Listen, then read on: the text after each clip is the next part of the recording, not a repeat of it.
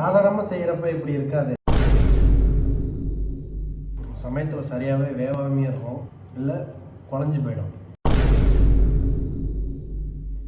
அது இந்த அளவு வரல.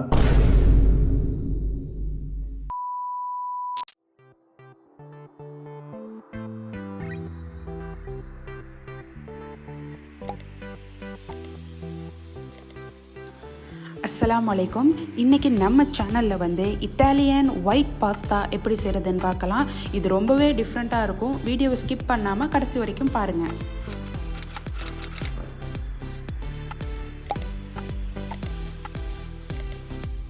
ஒரு வெங்காயத்தை நல்லா ஸ்லைஸாக கட் பண்ணிக்கோங்க. ஒரு கேரட்டை சின்ன சின்னதாக கட் பண்ணிக்கலாம். அதுக்கப்புறம் கேப்சிக்கனில் பாதி எடுத்திருக்கேன், அதை வந்து நான் சின்ன சின்ன க்யூபாக கட் பண்ணியிருக்கேன்.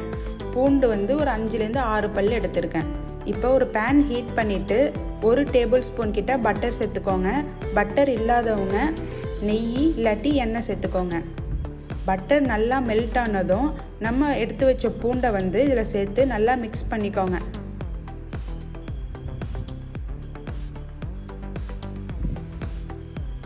பூண்டு நல்லா வெந்ததுமே நம்ம கட் பண்ணி வச்ச வெங்காயம் சேர்த்துக்கோங்க.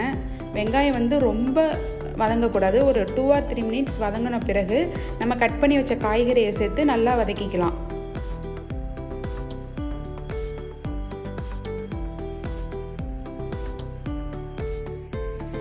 தேவையான அளவு உப்பு சேர்த்துக்கோங்க. உப்பு சேர்த்து நல்லா வதக்கி விட்டுக்குங்க.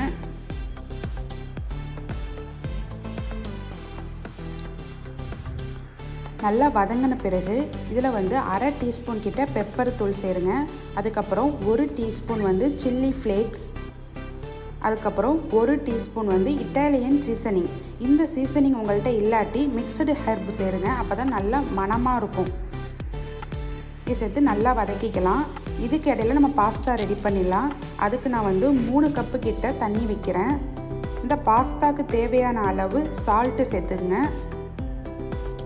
அதுக்கப்புறம் 1 டீஸ்பூன் வந்து ஆயில் சேர்த்துக்கோங்க. இப்போ தண்ணி நல்லா கொதிக்கிட்டோம்.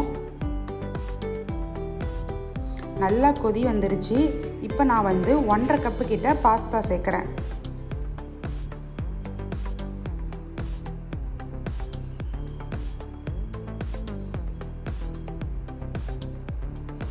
இப்போ பாஸ்தா வந்து நல்லா பாயில் ஆகிடுச்சு. நம்ம ப்ரெஸ் பண்ணி பார்த்தா அது வந்து உடையணும். இப்போ கரெக்டாக இருக்குது. இதை நம்ம நல்லா ஃபில்ட்ரு பண்ணி எடுத்துக்கலாம்.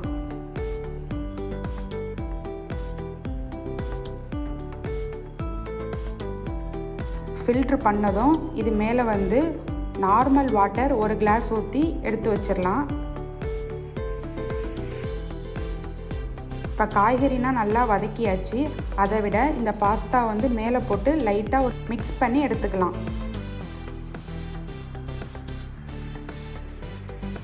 அவ்வளோதான், மிக்ஸ் பண்ணியாச்சு. இப்போ வந்து நம்ம ஸ்டவ் ஆஃப் பண்ணிடலாம். இதுக்கப்புறம் வந்து ஒயிட் சாஸ் ரெடி பண்ண போகிறோம். அது எப்படி செய்கிறதுன்னு பார்த்துடலாம். ஒரு பேன் வச்சுக்கோங்க.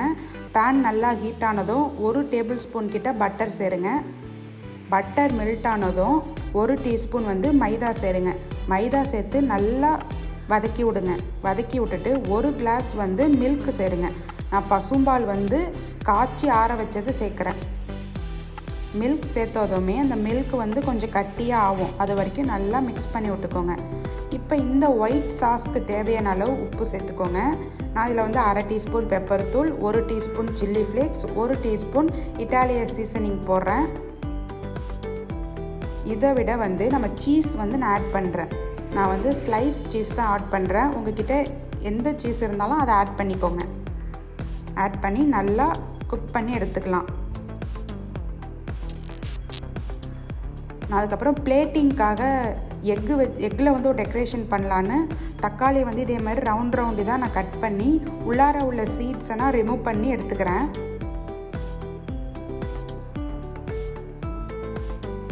அந்த ரிமூவ் பண்ணி எடுத்த அந்த சீடை வந்து இதே மாதிரி சின்ன சின்னதாக கட் பண்ணிக்கிறேன். கட் பண்ணிவிட்டு ஒரு பவுலில் வந்து 1 எக்கு சேர்த்துக்கோங்க. தேவையான அளவு உப்பு சேர்த்துங்க.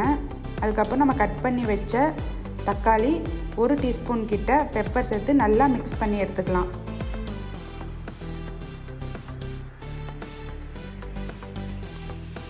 தவாவை நல்லா ஹீட் பண்ணிக்கோங்க. அதில் வந்து நெய் கொஞ்சம் அப்ளை பண்ணிவிட்டு நம்ம கட் பண்ணி வச்ச தக்காளியை வந்து இதே மாதிரி வச்சுட்டு நம்ம ரெடி பண்ண முட்டையை உள்ளார வச்சு குக் பண்ணி எடுத்துக்கலாம்.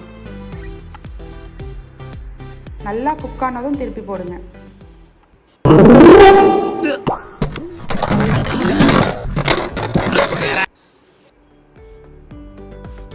நல்லா குக் ஆனதும் திருப்பி போட்டால் அழகாக செட் ஆகிடும்.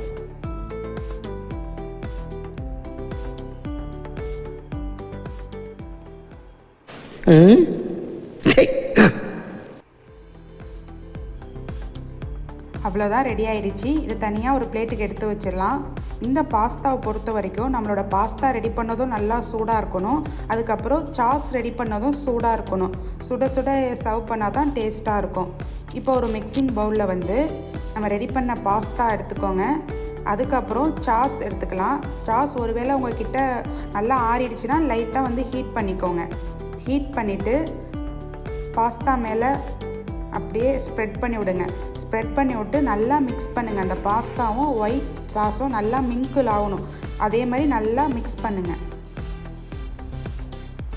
அதுக்கப்புறம் நம்ம ஃப்ரைட் பண்ண எக்கை வந்து இதே மாதிரி வச்சிடலாம். அவ்வளோதான், ரொம்ப சிம்பிளாக இருக்கும். டேஸ்ட்டும் சூப்பராக இருக்கும். மறக்காமல் செஞ்சு பாருங்கள். எப்படி இருந்துச்சுன்னு கமெண்ட் பண்ணுங்கள். தேங்க்ஸ் ஃபார் வாட்சிங். Thanks for your support. நம்ம வீட்டில் வந்து இட்டாலியன் ஸ்டைல் ஒயிட் பாஸ்தா செஞ்சுருக்காங்க. சாப்பிடுவோம் எப்படி இருக்குன்னு. ரொம்ப நேரம் செஞ்சுட்டு இருந்துச்சுங்க. பார்ப்போம் எப்படி இருக்கு.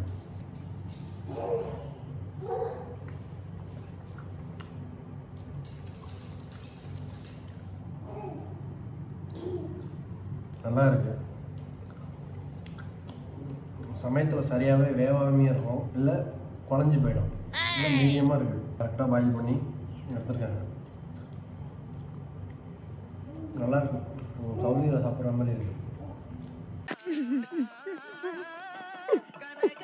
ஏப்பா அழுகுற முரியசா? என்னமா ஃபீல் பண்ணி கூவுறான்டா அவன். நீ ஏன்டா அழுகுற? இல்ல, வாங்குற காசுக்கு மேல கூறாடா கொய்யா. போடா கொய்யால. காசாடா முக்கியம், கூவல் தான்டா முக்கியம். அதுவும் வித்தியாசமா கூவுறான்டா அவன். சவுதியில் சாப்பிட்ற மாதிரி இருக்கு. கொய்யால கொய்யா கொய்யா கொய்யால ஐயா.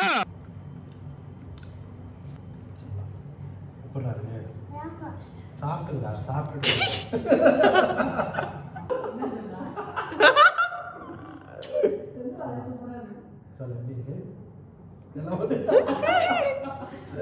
சீஸ்லாம் யூஸ் பண்ணியிருக்காங்க. நல்லா ஜூஸியாக இருக்குது. நல்லா இருக்கு. வீட்டில் செய்யுங்க. அது இந்த அளவு வரல. இப்போ இந்த வீடியோ எடுக்கிறதுக்காக செஞ்சது நல்லா இருக்கு. இங்கே மேலே வச்சிருக்கிற அந்த டாப்பிங்ஸ் தானே இது பேர். ஐயோ பாவம், அவரே கன்ஃபியூஸ் ஆயிட்டான். பாஸ்தாக்கு மேலே அதில் நடுவில் ஏதோ முட்டையை போட்டு செஞ்சுருக்கோம். சாப்பிட்டு பார்ப்போம்.